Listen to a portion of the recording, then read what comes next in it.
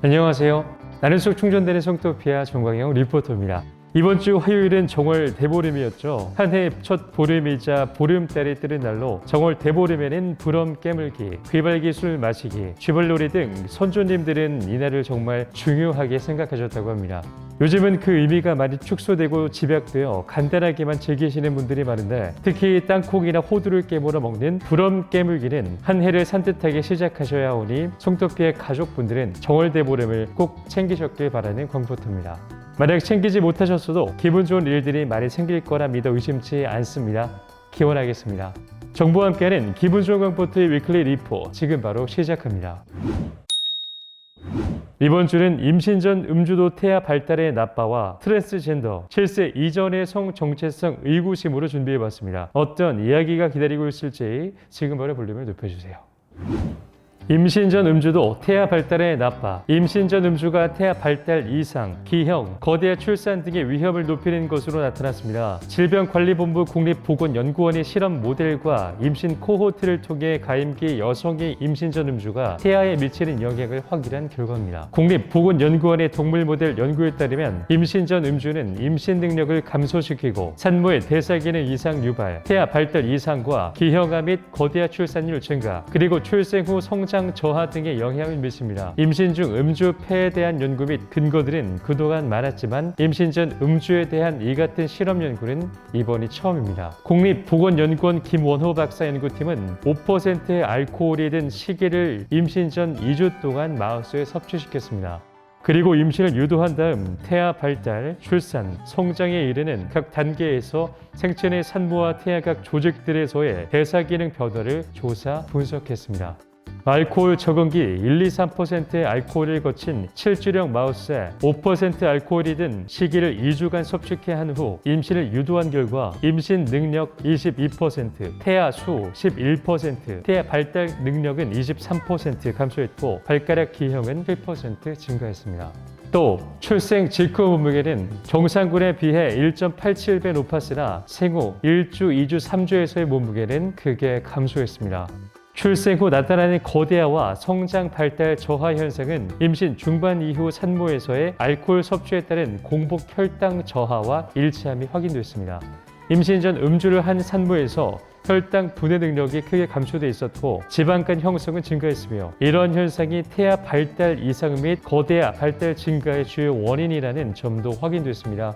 실험 동물 모델 결과를 확인하기 위한 후속 연구로 국립보건연구원은 한국인 임신 코호트 4,542명을 활용한 분석 연구를 진행했습니다. 임신 코호트 중 추적 탈락, 복수 임신, 당뇨 고혈압 등 주요 질환을 가진 산모를 제외한 1,886명을 최종 연구에 포함해 분석했습니다.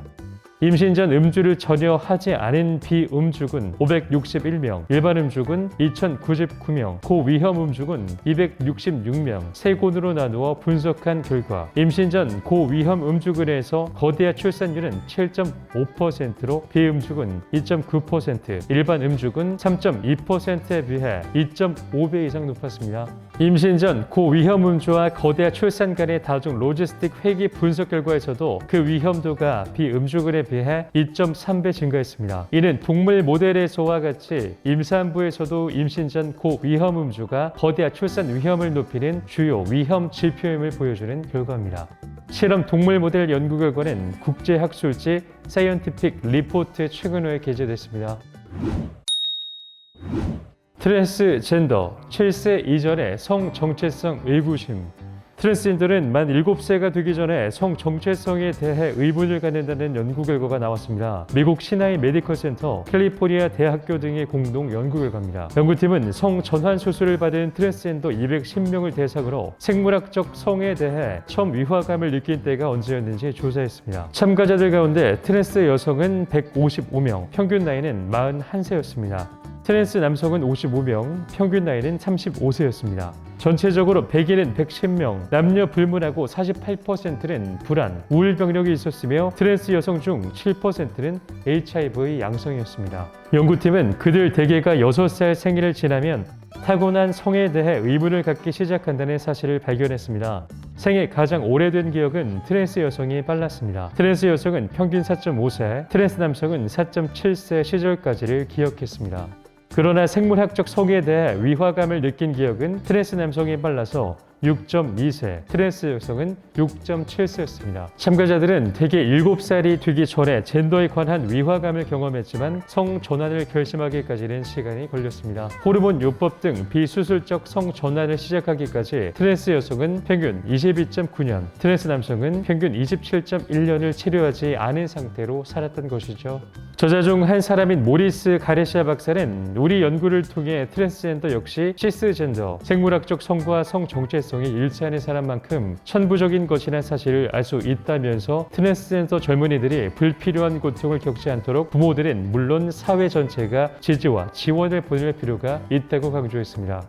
이번 연구 결과는 의학저널 자마 네트워크 오픈이 싣고 건강포털 코미디닷컴 등이 보도했습니다. 성, 몸, 마음, 정신, 포브레인 행복대학으로 초대합니다. 포브레인 생활 수행으로 행복 박사 되세요. 100세 시대 완전 건강과 행복을 드립니다.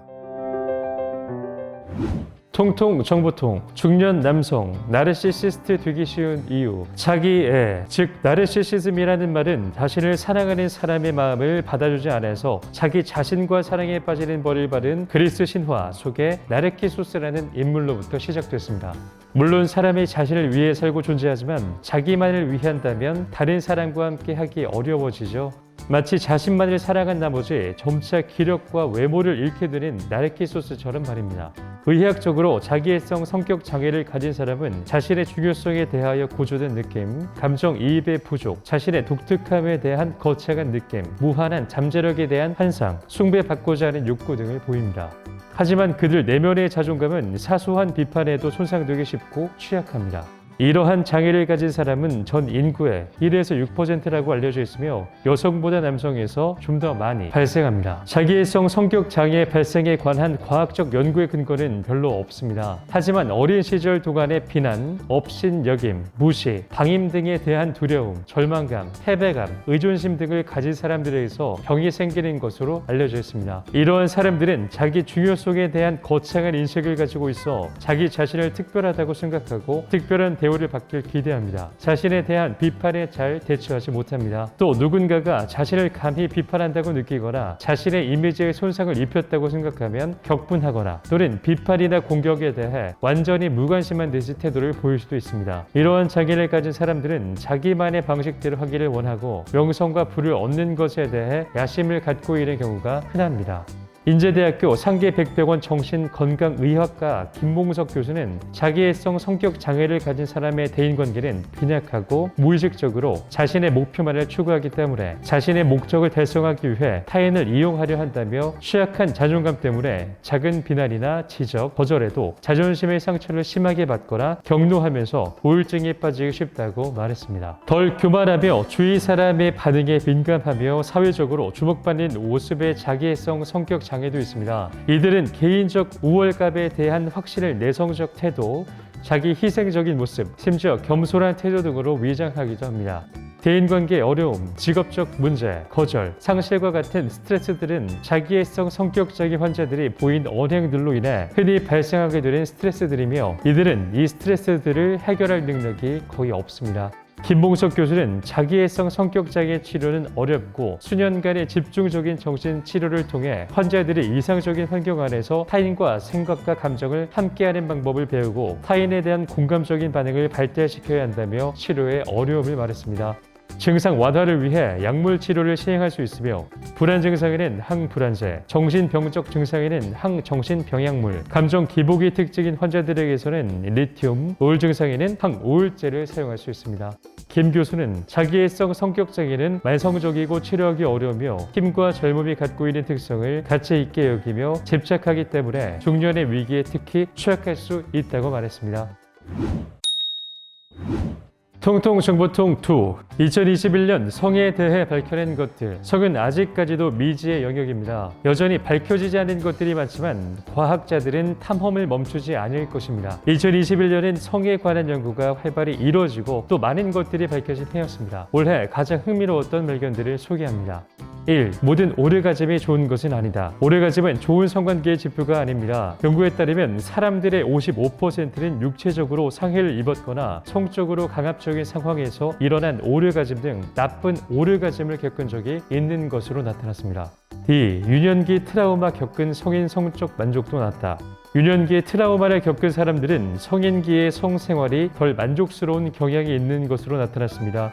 유년기 트라우마가 있는 사람은 일상에서 더 많은 심리적 고통을 받으며 자극에 대해 둔감해지려 합니다. 이 두 가지 특성은 관계를 맺고 즐거움을 느끼는 능력에 영향을 미칠 수 있습니다. 3. 성교 후 불쾌감은 남성도 느낀다. 성교 후 불쾌감, PCD를 성관계를 가진 뒤에 심한 공포감과 불안, 슬픔 등에 휩싸이는 증상을 말합니다. 기존에는 일부 여성들이 종종 경험하는 것으로 알려졌습니다. 그러나 성부부치료 저널에 실린 연구에 따르면 남성의 41%가 PCD를 경험한 적이 있고 20%는 지난 4주 동안 PCD를 경험한 것으로 나타났습니다. 4. 헌신적인 커플일수록 성적 만족도 높다. 부부치료 프로그램에 참여한 커플들에게 일주일간 서로에게 최선을 다하도록 한 결과 성적 만족도가 높아지는 것을 발견했습니다. 또 성적 요구가 충족되는 파트너에게 더 헌신적인 경향이 있었습니다. 연구팀은 헌신과 성적 만족도가 양방향으로 영향을 미친다고 밝혔습니다. 제가 오늘 준비한 콘텐츠는 여기까지입니다. 오늘 흥미로운 뉴스에서는 트랜스젠더 7세 이전의 성 정체성 의구심에 대해 알려드렸고요. 또 통통 정보통에서는 2021년 성에 대해 밝혀낸 것들에 대해 알려드렸습니다. 자, 그럼 다음 주에는 또 어떤 콘텐츠가 기다리고 있을지, 어떤 알찬 정보로 여러분들께 찾아뵐지 많이 기다려주시고요. 우리나라 모든 성인들이 자유롭고 행복한 관계를 맺는 그날까지 광보토의 리포팅은 계속됩니다. 그럼 다음 주에 만나요. 제발.